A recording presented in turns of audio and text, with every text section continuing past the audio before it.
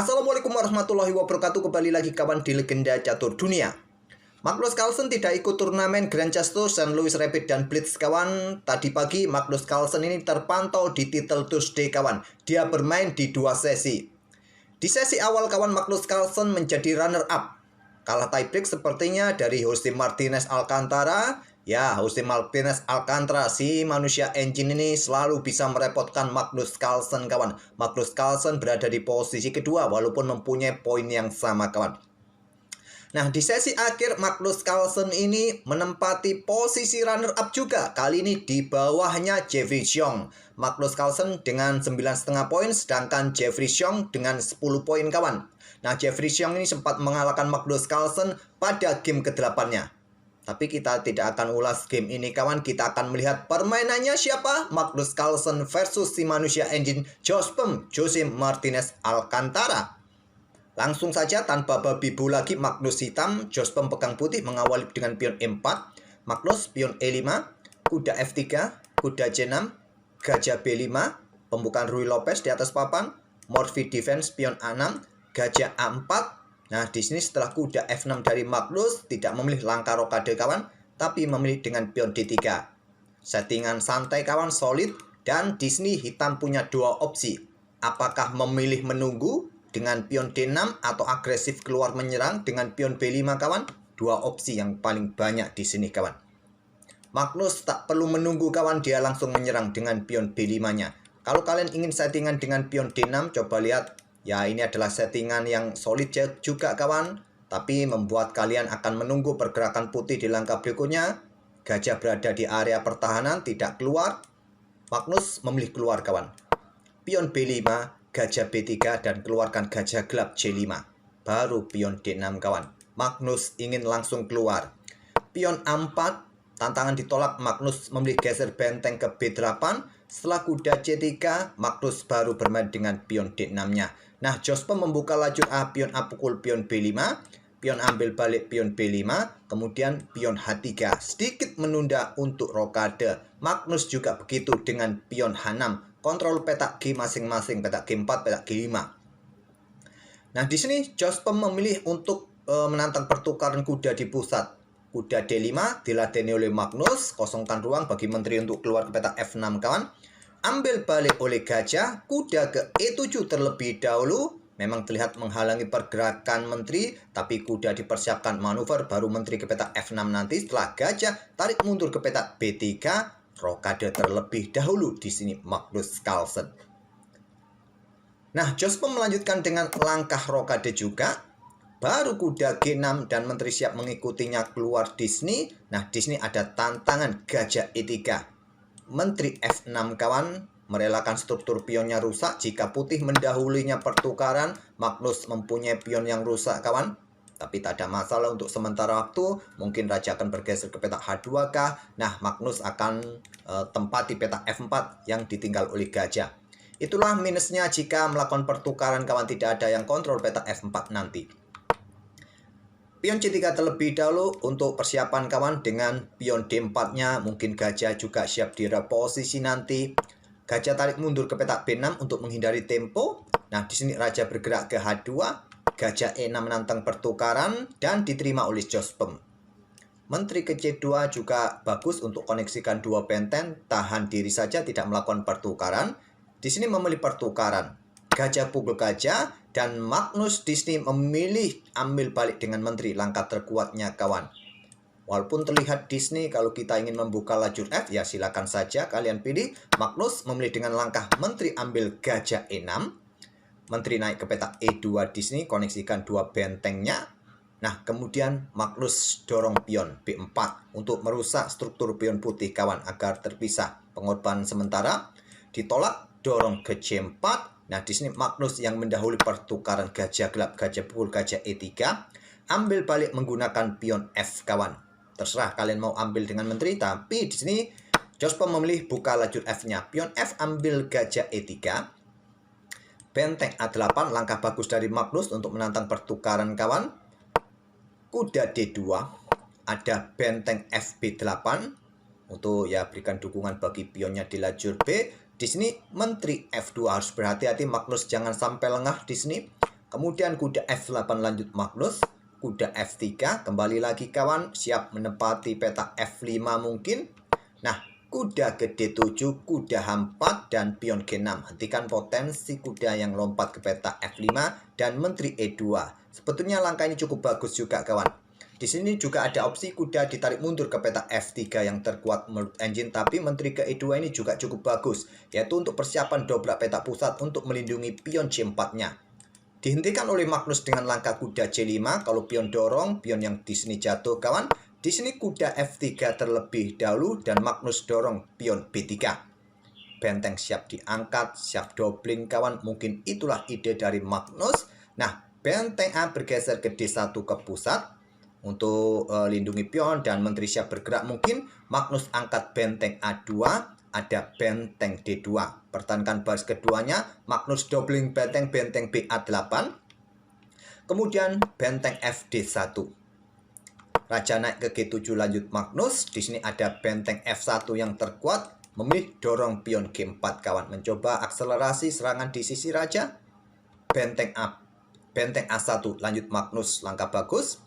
Menteri bergeser ke G2, Magnus bertukar benteng pukul benteng D1, benteng ambil balik benteng D1, kemudian Magnus menempati posisi bagus kawan di baris kedua, benteng A2, nanti disusul kudanya kah, juga persiapan menteri nanti bisa reposisi nanti ke lajur A juga kawan. Ada benteng D2, kuda A4 serang pion kawan. Nah, di sini menteri E2, lanjut Jospem. Menteri E8 langkah bagus mengikuti perwira yang lain ke lajur A nanti kawan. Ada ide salah satu perwira dikorbankan dan menteri bisa meluncur nanti ke peta A2 bersama pion dan hitam bisa menang. Raja G3, menteri B8, Magnus Carlsen apakah berniat ke peta A8 atau hanya cukup ke peta B8 kawan? Yang terkuat ke sini kawan. Ke sini. Dengan ide nanti korban di sini menteri meluncur dengan pion kawan bisa menang. Kalau Stockfish menyarankan dengan menteri ke peta F2. Korban di sini. Ambil kawan. Nah, ambil maka menteri bisa bergerak ke peta A2. Oke, kembali lagi ke langkah aslinya kawan. Menteri B8 saja dipilih oleh Magnus. Kemudian pion D4, kosongkan ruang bagi menteri menantang pertukaran juga kawan untuk coba menekan pion di sini nanti ke depannya. Dan di sini menteri ke peta B7 menekan pion yang di sini tetap menjaga pionnya sendiri merupakan opsi terkuatnya. Magnus memilih geser menteri ke peta E8 dan sudah saatnya menteri naik kawan atau dorong peta C5 yang terkuat memilih bermain dengan pion H4. Magnus sangat cepat di sini kawan. Di langkah ke-38 ini Magnus masih punya 1 menit lebih. Sedangkan Jospem mulai mepet kawan. Tersisa 19 detik saja. Dan menteri ke C6 tetap menekan area ini kawan. Merupakan opsi terkuatnya. Memilih dengan menteri ke peta E6. Jospem dorong pion C5. Di sini pion dipukul pion C5 yang terkuat. Memilih dengan pion E pukul pion D4. Pion E ambil balik pion D4, struktur pion putih kembali pulih kawan. Nah, Magnus melanjutkan pion D pukul pion C5.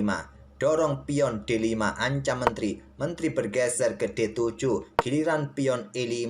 Dan kuda ambil pion B2 terlebih dahulu, merupakan yang terkuat. Magnus memilih dengan benteng kawan.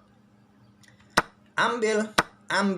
Dan jika diambil oleh menteri, Magnus akan ambil pion yang ada di peta D5 dan berharap dengan 2 pionnya nanti. Terlebih dahulu dengan pion E6. Menteri peta D6 skak. Raja mundur ke G2 dan sekarang pion F pukul pion E6. Menteri ambil kuda skak. Raja bergeser ke H7 dan di sini menteri ke F6.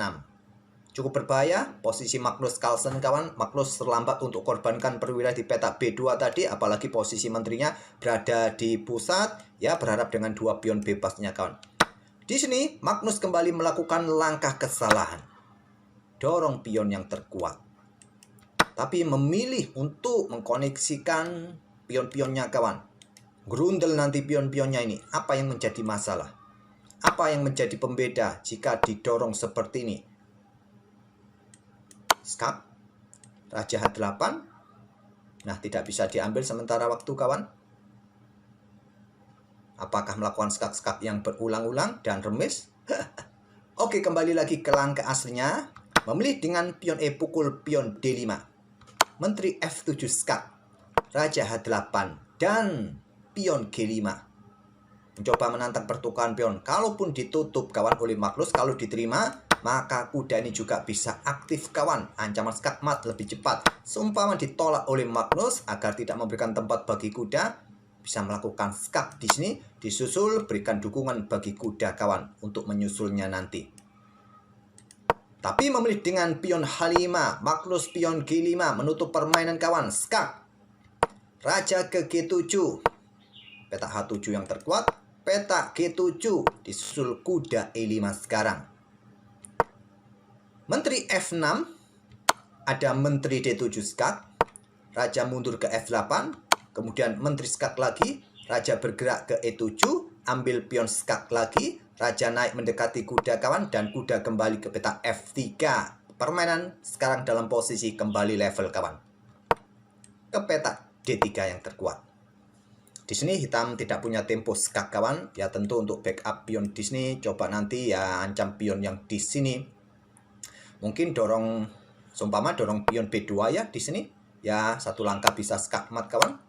Jadi kemungkinan di sini pion D4 saja didorong untuk berikan ruang. Nah, kuda skak ambil pion, raja bergerak ke petak D5, kalian susul ambil pion yang di sini.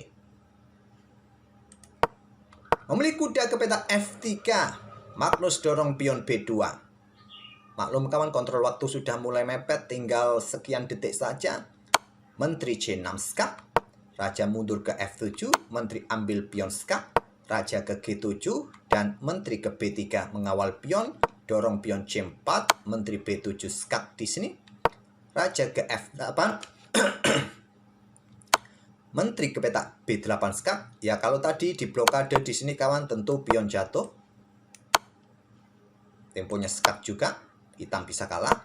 Magnus hanya bergerak dengan rajanya dan menteri putih juga melakukan skak-skak yang sama. Dan permainan berakhir match di langkah ke-63. Itulah kawan permainan Jospem terkadang merepotkan Magnus Carlsen. Di sesi awal Magnus Carlsen, seperti kita lihat tadi di daftarnya, Magnus Carlsen kalah tiebreak dengan poin yang sama. Oke, itulah kawan permainan si manusia engine Jospem. Selalu saya akan hadirkan kawan saat mereka berdua bertemu di Title Tuesday. Dan sudah saya buatkan playlist tersendiri antara Magnus Carlsen versus Jospem ini. Nanti di akhir video saya sertakan playlist antara keduanya. Bisa kalian lihat game-game yang pernah kita ulas dari keduanya kawan saat mereka bertemu di Title Tuesday. Oke, semoga permainan dari Magnus tadi bisa menghibur kalian kawan. Dan kita akan bertemu di video-video berikutnya. Jangan lupa like, komen, dan subscribe bagi kawan-kawan yang baru mampir. Untuk donasi, nggak perlu donasi kawan. Jangan donasikan uang kalian ke konten kreator kawan. Jangan. Berikan kepada orang-orang terdekat kalian, tetangga yang lebih memerlukan mungkin. Atau kalian jika tidak ada tetangga yang butuh bantuan, ya silakan ke lembaga-lembaga yang terpercaya untuk mendonasikan uang kalian. Oke, kita akan bertemu di video-video berikutnya. Wassalamualaikum warahmatullahi wabarakatuh.